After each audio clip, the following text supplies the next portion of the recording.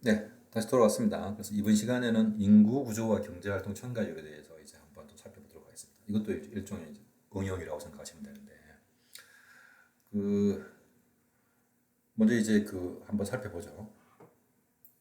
보시면 이게 이제 미국의 경제활동 참가율입니다. 이게 이제 한국의 경제활동 참가율인데, 한 가지 흥미로운 거는 미국의 경제활동 참가율이 70년대부터 90년대 초중반까지, 90년대 후반까지는 일정 정도 증가하는 경향이 있죠. 근데 이제 2000년대를 들면서 미국의 경제활동 참가율이 서서히 이제 감소합니다. 그리고 이제 2000년대 초중반까지는 거의 변동이 없다가, 그리고 이제 2010년부터 다시 이제 감소하는데, 좀 요렇게 요한 1990년대 후반부터 이렇게 경제활동 참가율이 이렇게 감소하는데, 요 경제활동 참가율이 왜 감소했지? 요 부분에 대한 어떤 설명이라고 보시면 되겠습니다. 그래서 경제활동 참가율이라는 게 뭡니까? 경제활동 인구 나누기 15세 이상, 미국 기준으로 16세 이상 인구 전체 이제 성인 인구를 나누어진 거죠. 곱하기 이제 100을 한 게 경제활동 참가율입니다. 그리고 경제활동 인구는 취업자와 실업자의 합인 거죠. 근데 이 경제활동 참가율이 줄어들었다, 감소했다는 것은 전체 15세 이상, 16세 이상의 인구가 큰 변동이 없다고 하면, 그러면 주로 뭐가 감소했다는 얘기입니까? 경제활동 인구가 감소했다는 거죠. 경제활동 인구가 감소하는 것은 둘 중에 하나죠. 취업자가 감소했거나 실업자가 감소하는데, 대개의 경우에 어떤 우리 앞에 있는 보셨던 실업률을 통상적인 어떤 일반적인 실업률을 생각해 보면 이 경제활동 참가율이 이렇게 지속적으로 감소하는 것은 주로 이제 취업자가 감소했을 가능성이 높습니다. 자, 이제 그러면 왜 취업자가 감소했을까요? 15세 이상의 인구는 큰 변동이 없는데 취업자가 왜 감소했을까? 그 이유를 살펴보는데, 이때 한 가지 이유는 이제 인구 구조에 이제 답을 찾을 수가 있습니다. 무슨 말이냐 그러면 이 1990년대 후반 이후부터 2000년대를 거치면서 소위 말하는 이제 베이비붐, 미국에 있는 베이비붐 제너레이션이 이제 은퇴를 하는 시점입니다. 저때가. 그러면 이제 이 사람들이 보통 한 60대, 60, 뭐 이렇게 되어서 이제 은퇴하는 건데, 이 사람들이 그러면 언제 태어난자 그러면 2000년으로 돌아가면 50대에 태어났으면 2000년이라고 생각하시면, 만약에 2000년에 은퇴했다고 생각하시면, 그런데 이 사람이 50년 동안 이제 50살이라고 그러면, 50살이 은퇴했다 그러면 이 사람이 태어난 게 1950년 정도 되겠죠. 그리고 2010년이었으면 이 사람이 태어난 게 얼마입니까? 1900, 한 2010년에서 만약 이 사람이 50살이었으면, 그러니까 2000년에서 이 사람이 50살이었으면 1950년에 태어난 거고, 2000년도에 이 사람이 60살이었으면 이 사람들이 1940년에 태어난 거겠죠. 그리고 만약에 2010년도에 이 사람이 50살이었으면 1960년에 태어난 거고, 2010년도 이 사람이 60살이었으면 1950년에 태어난 거죠. 보통 이제 1950년대 초반에 45년 이후에 이제 미국 2차 대전이 끝나고 이제 미국에서 이제 승리하고 난 다음에 미국 경제가 한참 좋을 때가 이제 그때가 40년대 후반부터 50년대 초반, 50년대가 이제 그렇게 경제가 좋았을 텐데, 이때 많은 애기들이 태어났습니다. 이때 태어난 사람들 보통 이제 베이비붐 제너레이션이라고 그러는데, 이 사람들이 이제 은퇴하기 시작한 거죠. 2000년 이후부터. 그러다 보니까 이 은퇴가 쭉 한 세대에 태어났다가 뭐지? 그 특정 시점에 같이 태어났다가 특정 시점에 이제 같이 대부분 은퇴하겠죠. 그러다 보니까 그 은퇴가 이제 경제활동 참가율이, 경제활동 상당히 많은 사람이 이제 취업자였다가 이제 비경제활동 인구로 가는 거죠. 그러다 보니 경제활동 참가율이 이제 감소하게 되는 겁니다. 그 한 가지, 물론 다른 측면도 있지만 그 측면을 이게 지금 반영하고 있습니다. 경제활동 참가율이 지속적으로 이렇게 감소하는 거. 지금 최근까지 2014년까지 엄청나게 많이 감소되었죠.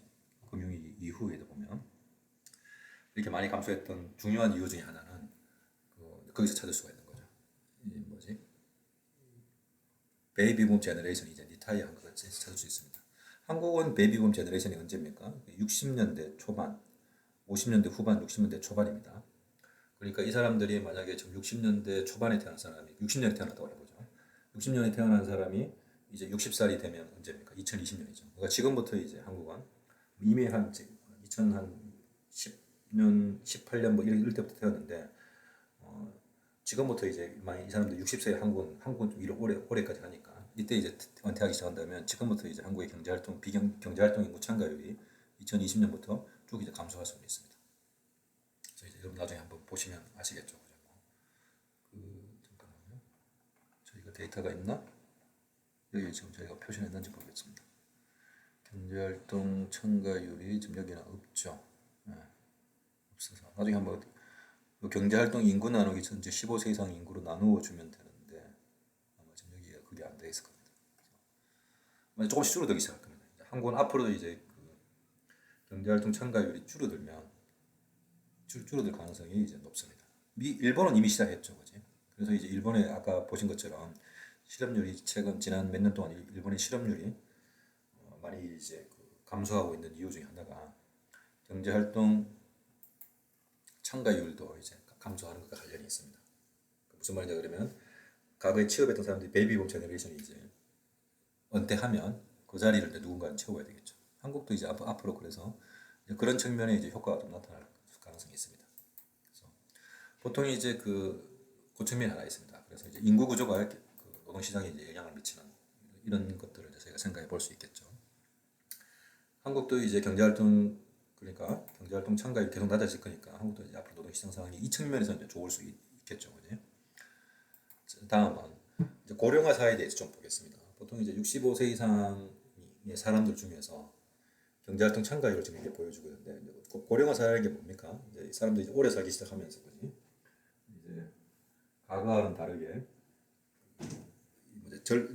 이 나이가 들은 사람들이 이제 비중이 엄청 이제 커지는 게 이제 고령화 사회인데 이 중에 한 가지 특징이 뭐냐면 안타깝게도 이제 고령화 사회에 접어들었는데 자기가 이제 그 사전에 충분히 이제 소득을 벌지 못했으면 이제 60세에 은퇴했더라도 뭐 아니면 65세에 은퇴했더라도 나중에 또 일을 해야 되는 상황이 발생할 수 있겠죠. 그래서 지금 이 부분은 65세 이상의 경제활동 참가율을 이제 한국과 미국에서 비교해 봤습니다.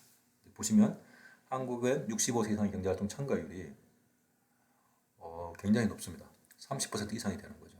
미국은 비교해 보면 미국도 계속 증가하긴 증가하죠. 2000년부터 지금까지 쭉 증가해 왔는데 그래도 한 20% 밑으로 있지만 한국은 30%를 이미 넘었었습니다. 차이가 이 갭이 조금 줄어들지만 여전히 한국도 조금 증가하는 편이 있고 미국은 훨씬 더 빠르게 좀 증가하긴 하네요. 근데 어쨌든 이 레벨 차이를 보면 한국의 경제활동 65세 이상 인구들의 경제활동 참가율이 미국보다 훨씬 높습니다. 이거 지금 어떻게 계산한 겁니까? 65세 이상의 경제활동 참가율은 65세 이상의 인구 중에서 65세 이상에 있는 경제활동 인구를 그러니까 65세 이상의 이제 그 뭐 경제활동 인구, 취업자든 실업자 나누기 65세 이상의 인구로 나누어서 했던 게 이제 경제활동 참가율입니다. 이제 65세 이상 인구만 가지고 경제활동 인구, 취업자, 실업자, 그다음에 비경제활동 인구 이렇게 나누고 그 중에서 이제 경제활동 참가율을 계산한 겁니다. 경제활동 인구 나누기 65세 이상 인구를 해서 계산한 건데 보시면 한국은 그 경제활동 인구가 30%가 넘는다는 이야기는 뭡니까? 65세 이상 인구 중에서 10명 중에 이게 지금 정확하게 몇 %입니까? 이 기준으로 32%니까 100명 중에 32명이 지금 일하고 있다는 이야기입니다. 한국 같은 경우 2018년에 그리고 미국은 한 19.6, 한 20명 정도가 일하는 거고 이 사람들 왜 일하겠습니까? 물론 일하는 게 좋아서 일할 수도 있지만 그리고 그만큼 일을 할 수 있는 능력이 되어서 일하겠지만 대부분 이 사람들 일하는 데는 그런 데가 아니죠. 대개의 경우에 그 생계를 위해서 일하는 경우가 많이 있습니다. 그러니까 일자리 자체가 양질이 아니고 굉장히 질이 낮은 일들이 많을 수 있죠. 여러분들 아파트 경비 특히 보면 많죠. 나이 드신 분들 그런 분들이 월급이 많을 수는 없겠죠. 그런데도 불구하고 하는 이유는 생계 목적이 많습니다. 물론 자기의 어떤 그 여가 시간 남는 시간을 이제 뭐 소비하기 위해서 하는 사람도 있겠지만 그렇지 않은 경우가 더 많을 수 있겠죠. 이건 별로 좋은 건 아니죠. 그러면 이렇게 많아진다는 게 결코 좋은 건 아닙니다. 그 측면도 있고 또한 이제 그러면 이제 한국의 그 노년층들이 미국에 비해서 은퇴 후에 이 경제 행위를 아직까지 잘 준비를 못 하고 있다는 것도 관련이 있을 수 있죠. 그러니까 아니면 다르게 해석하면 한국에 있는 고령층들이 미국에 있는 고령층보다 상대적으로 더 가난하다든지 뭐 이런 것들도 반영할 수 있습니다. 또 다른 측면은 뭐 그런 측면도 있고 또 한 측면은 한국이 이 노인들을 위한 일자리를 그러니까 특히 이제 최근에 문재인 정부 들어서 이제 일자리들이 많이 여러분들 잘 모르실 수도 있는데 여러분들 주변에 이제 할아버지 할머니한테 물어보면 아실 수도 있는데 이 일자리들이 많이 만들어졌습니다. 그런 측면에 그 영향을 또 반영했을 수도 있습니다. 근데 뭐 최근에 요즘 증가하는 건 그 영향을 반영했을 수도 있겠네요. 어쨌든 이제 그런 측면도 있을 수 있겠죠. 근데 전체적으로 어떤 그런 부분들 다 고려하더라도 통상적으로 지금 이 통계치가 보여주는 거는 상대적으로 한국에 있는 나이 드신 분들이 미국에서 나이 드신 분들보다 65세 이상 사람들 중에서 보시면 가난한 사람이 훨씬 더 많다. 한국이 더 이제 빈곤층이 많다. 요 나이대에서라는 걸 이제 반영합니다. 가난하니까 일해야 되는 거죠. 그래서 경제활동에 참여한다라고 이제 보실 수 있게 해석할 수 있습니다. 별로 좋은 건 아닙니다, 이게.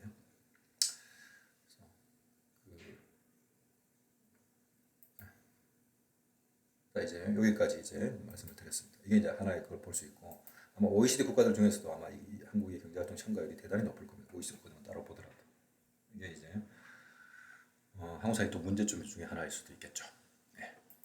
다음은 요거 이제 좀 다른 이야기인데, 만약에 이제 지금 요 부분은 조금 다른데, 앞부분하고 여러분들 혼돈하실까봐 이제 이거 따로 생각을 해보십시오. 대개의 경우에 이제 경제활동 참가율이 감소한다는 거는 이 부분은 그냥 넘어가십시오. 이거 설명하려면 오히려 더 많은 것들이 필요하니까 그냥 이걸 없었던 걸로 하죠. 제가 이거 없애버리겠습니다. 그 정도까지만 이제 말씀을 드리도록 하겠습니다.